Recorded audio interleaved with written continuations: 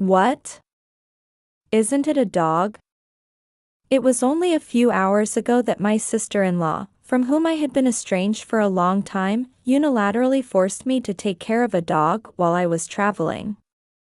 When I heard that they had already left it for 3 days, I rushed to him. However, when I entered the room, it was filled with piles of garbage as far as I could see, and it was filled with a foul smell, and I didn't think it was a place where people could live. Dog, it's okay, come out. I thought I was calling out to the dog that didn't show up easily because the dog was alert.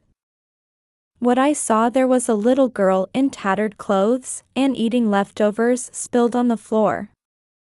I'm Kyla, 32 years old, married for 7 years, and have no children. Because of this, my relationship with my parents-in-law deteriorated, and I experienced a lot of hardship.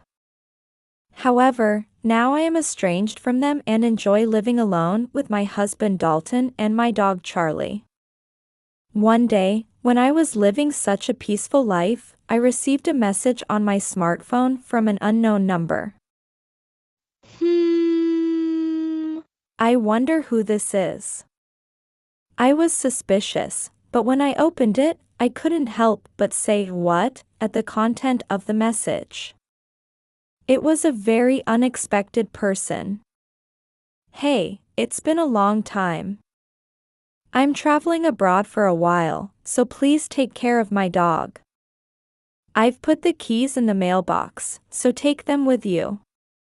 I suspected it was a prank, but if you look closely, the sender's number is familiar. It is the number of my sister-in-law, Erin, whom I have been estranged for a long time. I haven't been in touch with her for 5 years, but it's not surprising that she knows my contact information, who has been using the same number for a long time. Anyway, when I tried to reply to check it, I received a second letter sooner than that. I've been out since the day before yesterday, so hurry up. I was speechless at the unbelievable content, but if this is true, it is a big deal. Since the day before yesterday, you may have been stranded in an empty room and the dog may not have food or water. Recently, there have been quite hot and humid days, and I thought that if the air conditioning was not on, it could be life-threatening. Let's go anyway. If nothing happens, that's fine. I hurried to the address mentioned in the message, and at that time I had no idea that there would be a scene far beyond my imagination. It's here, right? There was no nameplate, but there was a key in the mailbox as per the message. It was an old apartment building at the designated address. One of the rooms seems to be Erin's room. However, even when I got the key, I felt hesitant to enter someone else's room and ended up standing in front of the door. At that moment, I heard a faint noise from inside. Oh, there's the dog inside. When I hurriedly unlocked the door, it suddenly came to me with a terrible smell. When I involuntarily covered my mouth and nose with my hands and looked inside, the room was full of garbage and there was no place to step on it. But if the dog is left behind in this, you need to help the dog quickly. I made up my mind and went inside. I made my way through the garbage pile and managed to get to the back room. I can't even tell where the kitchen is because of the garbage. After all, it was even worse than the hallway and the front door. The curtains are closed, and the air in the room is muffled and the stench makes it hard to breathe. I want to get out of here as soon as possible, but if there's a dog, I need to find it quickly. As I looked around the room as if I were praying, I heard another noise. If you try to rush to the direction from which the sound came, your body will hit you and the pile of garbage will rattle and collapse. However, thanks to that, I was able to see the other side that I could not see. And what I found was, is this a child? It was not a dog that was there, but a human child. Who are you? Why are you here? The young, long-haired child wears dirty and tattered clothes. The child was eating something that had fallen to the floor without ever looking at me. I was stunned when I saw such a scene, but after a while, I returned to myself. No time to space out. I have to help this child. As I gently approached the girl, she looked up as if she had finally noticed me, and froze in fright. I spoke in a quiet voice, being careful not to frighten her as much as possible. Hello, my name is Kyla. What's your name? Sage. Are you hungry? Sage nodded her head in agreement, looking a little hesitant. I smiled as hard as I could so as not to show the agitation in my heart. Then why don't you go eat with me? But what's wrong? If I leave here, my mom will be mad at me. I was almost crying at the sight of her clenching her fists tightly, but I managed to hold back. It's okay, I'm your mom's sister, and I'll keep her in touch. Mommy's sister? My sister-in-law, to be exact, but that doesn't matter now. Sage seemed a little relieved by my words and slowly stood up. However, the movement is dizzy and it seems to collapse at any moment. Can I hold Sage? Oh, yes. Sage seemed surprised, but she obediently entrusted her body. When I picked it up, I was surprised at how light it was. I'm not sure how old she is, but it's definitely weird that she's so light, isn't it? I feel a strong smell from Sage, who hasn't even taken a bath in a long time. It was even sadder and painful, and I desperately held back from crying and hugged Sage tightly. I put Sage in my car and let her eat the food I bought at the convenience store for the time being. And when I took her to the hospital, she was weak but not life-threatening, and I was relieved and patted her chest. But that wasn't the end of the story. There's no way I've done that to Sage. I involuntarily raised my voice and protested to the police officers. When the hospital saw Sage's condition, they called the police, and they suspected that I had treated her badly. Of course, it was an impossible story, so I desperately tried to explain the situation, but the police officer did not easily clear up the misunderstanding.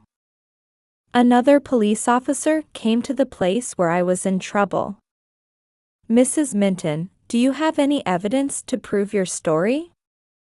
He soothed the police officer who was ahead of him and listened to me again from the beginning.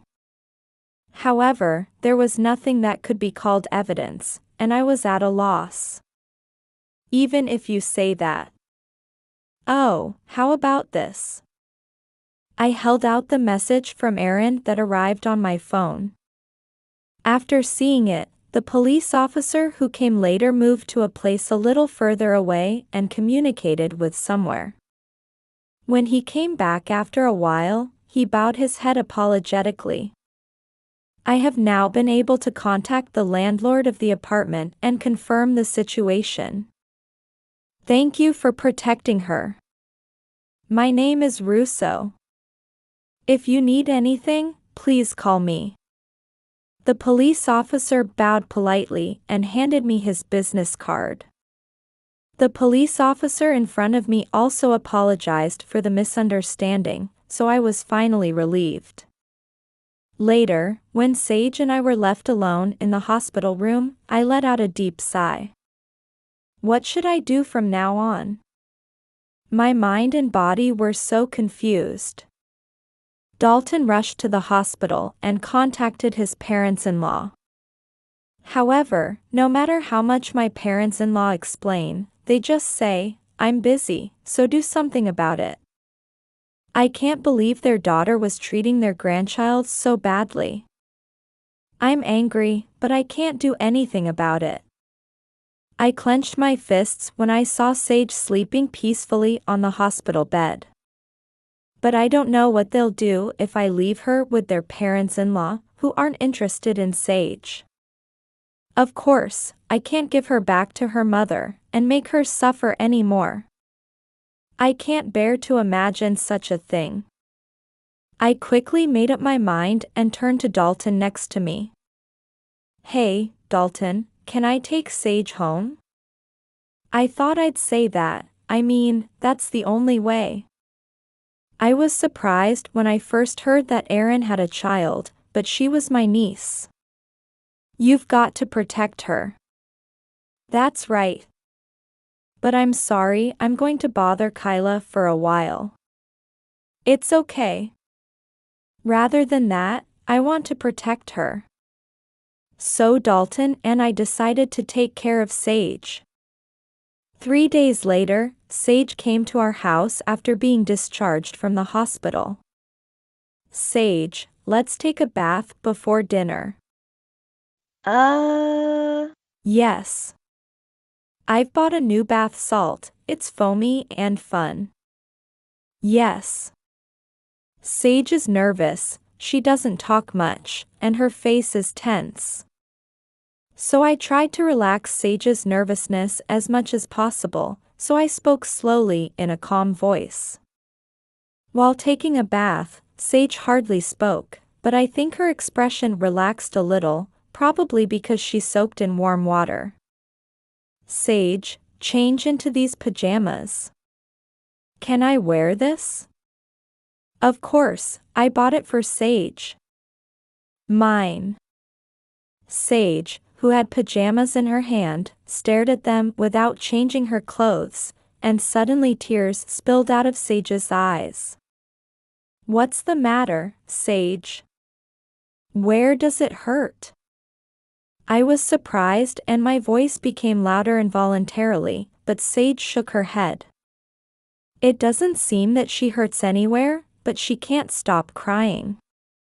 After waiting for a while, he said in a squeezing voice. It's the first time I've ever got pajamas, and I'm so happy, it's like a dream. Sage. I couldn't stand it, so I hugged Sage tightly in my arms and cried together. Since then, Sage has been crying every now and then expressing her joy. If she eats rice, she will say, the rice is warm and delicious, and if she puts it in the bed, she will say, it's like being on a cloud. Every time she did that, I couldn't help but feel heartbroken. At the same time, anger towards Erin usually wells up in my chest. We tried to get in touch with Erin, but we couldn't get through to the phone or email. Every time I contacted my parents-in-law, they told me to do it on your side, and eventually ignored the contact itself. After 3 weeks, Sage seems to have gotten used to our house. My dog, Charlie, is now enjoying playing with her, and Charlie is so fond of Sage that I envy her. When I saw Sage and Charlie playing with each other, I finally made up my mind and confided my feelings to Dalton. I want to raise Sage as my own child. But we can't adopt a child as long as we can't get in touch with her biological parents, Erin. I know, so I want to at least live with her like that. Okay, if Kyla says so, I'm all for it. And I told Sage about it as well. And then. So, can I call you Mom and Dad? She said with a smile, and Dalton and I hugged Sage involuntarily. Since then, I have been trying to get in touch with Erin, but before I knew it, a year had passed without even being able to find her whereabouts. Sage and I were like a real family. However, due to the lack of documents, it is still impossible to adopt.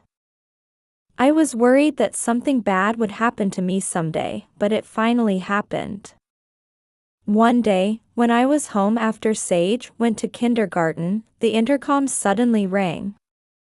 When I went out thinking who it was so early, it was Erin. Hey, Kyla. How have you been? Aaron is grinning at me in surprise and smiling in a way that makes people uncomfortable. Thank you about Sage, I'll take her today. Huh? I'm saying about Sage, you don't have to take care of her anymore. Hey, what is it all of a sudden? When I look back at myself, I gradually get angry at how selfish she is. I glared at Aaron. It's insane to suddenly take Sage without contacting me until now. Get out now. What? What's insane about that? A normal mother wouldn't leave her daughter in a room like that and not hear from her for a year. No, Kyla, did you just take care of the child for a while, and are you a mother? It's funny. Get out. When I shouted involuntarily, a neighbor who was just passing by turned a suspicious face to me. Aaron snorted as if it had become a little uncomfortable. Well, that's all I need for today, but you'll definitely give me Sage.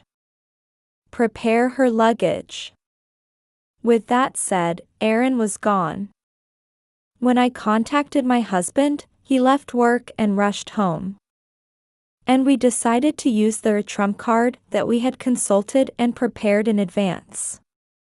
We will absolutely protect Sage. I made up my mind that I would do whatever it took for Sage's sake. After 1 week, I contacted Aaron to come to our house. Did Aaron think we had given up on Sage? He came in grinning. Sage, I want to have a touching reunion between mother and daughter. It's a weekday. She's at the kindergarten, of course. Then why did you call me? To talk to you. I'm not going to give you Sage. I'll raise her with me and Dalton. Even if I say it firmly, Aaron has a relaxed expression. She seems to have absolute confidence that she is her biological mother. She is smiling and sitting on the sofa without permission, holding a plate of tea and sweets that I have prepared. In front of my sister-in-law, I held out a tea envelope. What? It's proof that you've done it. Huh? Aaron reluctantly took the document out of the envelope and read it silently for a while, but I could see that her face was turning blue. This document is our trump card. In fact, after we took Sage home, we investigated to find Aaron's whereabouts. However, what we found out was not Aaron's whereabouts, but the despicable acts she had committed. We were surprised when we saw it, and we had no idea that you had even committed marriage fraud. Huh, this can't be true. Aaron screams as she squeezed the report. Don't skip the right thing. I've done my research, and your main target is someone who has divorced or a single father, right? Take advantage of the other person's heartbreak and defraud them of their money. Maybe the reason why you said you wanted to adopt Sage was because you wanted to use it to deceive the other person? Don't get on with it, old lady. Give her back. As soon as I shouted, Aaron grabbed me. I couldn't help but flinch at the amazing appearance of it, and it was my dog Charlie who intervened between me and her. Charlie let out a low growl and looked like he was about to bite. What the hell is this? Stupid dog. When she said that, Aaron stood up and tried to kick Charlie away. Charlie. I immediately held Charlie, but instead Aaron's kick hit my side with all my might. When I am suffocated by the pain and unable to move, Charlie keeps barking to protect me. Aaron thought it was bad, and just as she was about to leave the room to escape, she stepped back as if she was surprised by something. Standing in front of her was Dalton and one other person. It was Russo, a police officer. Aaron Holmes will be arrested for the current offense of injury. Arrest. I didn't do anything. Aaron has black and white eyes at the two who suddenly appeared. You can't say you didn't do anything when you kick people. That's right. They've been pushing me. It's an injury. Arrest them, incompetent police. I'll listen to you at the police station later. About what you did to your child and about the fraud. Russo lightly held down Aaron, who was calm and violent from beginning to end, and said, "I'll get back to you later," and walked out with her. Russo is the police officer who gave Sage his business card when he took her to the hospital 1 year ago. When we found out that Aaron was committing fraud, we immediately consulted with Russo. And last week, after Aaron came to our house, I immediately contacted her and told her that she would be here today. It's all right, Kyla, and the police will take care of the rest. Right. The police are already investigating Aaron, and the results should be commensurate. That gives me hope for Sage. We patted each other for the time being. Later, Aaron was arrested on suspicion of marriage fraud. According to Russo, Aaron wanted to adopt Sage because she wanted to use it to catch the target man off guard. When her misdeeds came to light, all of our appeals were granted and Aaron's custody was revoked. So Sage and I were finally able to get adopted. Mom. Let's go for a walk with Charlie. From now on, Sage, who shows a wonderful smile, and I would like to spend a happy time together as a family.